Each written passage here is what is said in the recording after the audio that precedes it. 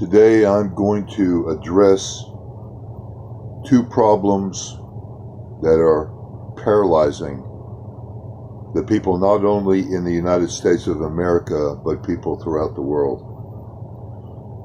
The first issue I'm going to talk about is depression. The seductive nature of this disease is what makes it so deadly. And then I'm going to wind up this lecture by discussing stress, anxiety, and what it does to your health, and how stress, anxiety, and fear will sabotage your life and send you to an early grave. Many years ago in Colorado Springs, I was at a church called Creative Faith Ministry, run by a wonderful pastor from New Hampshire. He had one of that New Hampshire accent. Pastor Mayo, wonderful gentleman with a wooden leg, a man of faith. That man, after the service on Friday night, would stand for 2 hours ministering to people that were in torment, whether that be psychological, whether that be physical. Let's talk about depression. Depression is the feeling of being buried alive. A cloud is around you at all times. It's almost like you're frozen in ice. But what makes it so deadly is that you don't realize it's happening. It comes on very, very subtly. And it's almost like, boom, I'm not feeling any joy in my life anymore. I don't feel the same. Well, Jimmy wants me to go out tonight and have dinner, but I'd rather not. I just feel kind of like I want to be by myself. So that's the first symptom. You withdraw from people because you feel so horrible about yourself. It's an inner torment. And I truly believe depression starts from the broken, fractured little child within. Something happened in that demonstrative relationship between the child and the parents that caused the little infant to separate from his or her true nature and create a different persona. Thus, the child had to set up these defensive shields because the kid couldn't stand the pain anymore. I could go on and on about the relationship I had with my mother. God bless her. I miss her. I loved her. But she was like a Nazi commandant. And she was tough. But the part that made it so difficult was the ridicule. Coming home. How are your grades today, Randy? What did you learn today, Randy? How do you do at baseball practice, Randy? Are you ever going to measure up? And these words, my friends, are just like arrows piercing your soul. So we have to find out what happened. And we have to deal with depression very early. Because if we don't, we go from level 1 to level 2 to level 3.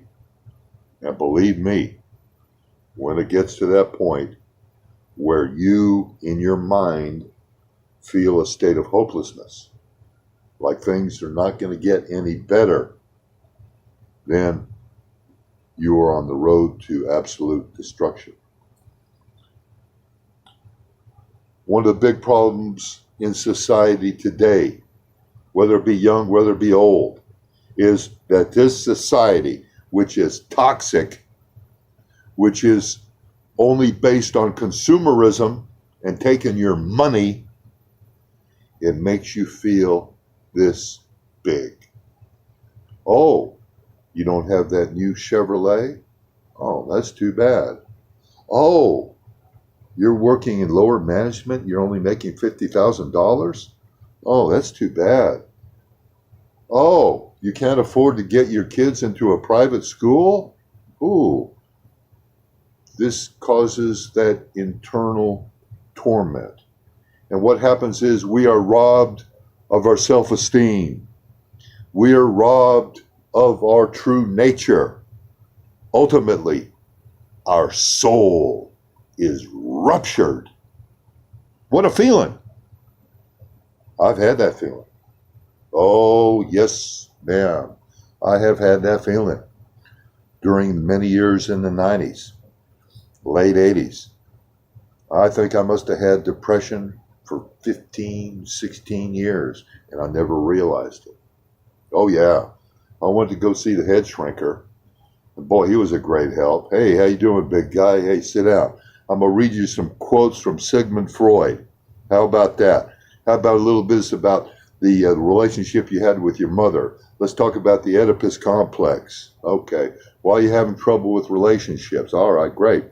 Tell you what, here's some Zoloft for you and maybe some Respiril. And on the way out, we'll give you a complimentary shot of espresso. Have a great time. $300, please. Well, guess what? It didn't work. Depression is something I feel that can only be dealt with as, shall we say, a melody that will be with you for the rest of your life. Now, you could put it away, you could get a lot better, but then again, you can't relax. Because if you relax, guess what? It'll seep back in. And also, I want to tell you something. It's not only psychological. There is a spiritual element to it. Because the closer we get to God, the more the adversary, whether that be Satan, Beelzebub, Lucifer, whatever you want to call it, there'll be an open door. And then here come the voices. There's no hope for you. Your relationships will never work out. Guess what? You're going to be lonely for the rest of your life. And then it gets worse and worse. We isolate ourselves from everybody. Our self-esteem is at rock bottom. We look in the mirror and we hate ourselves. Well, I reached a point in my life when my mother passed away that I didn't want to be around anymore.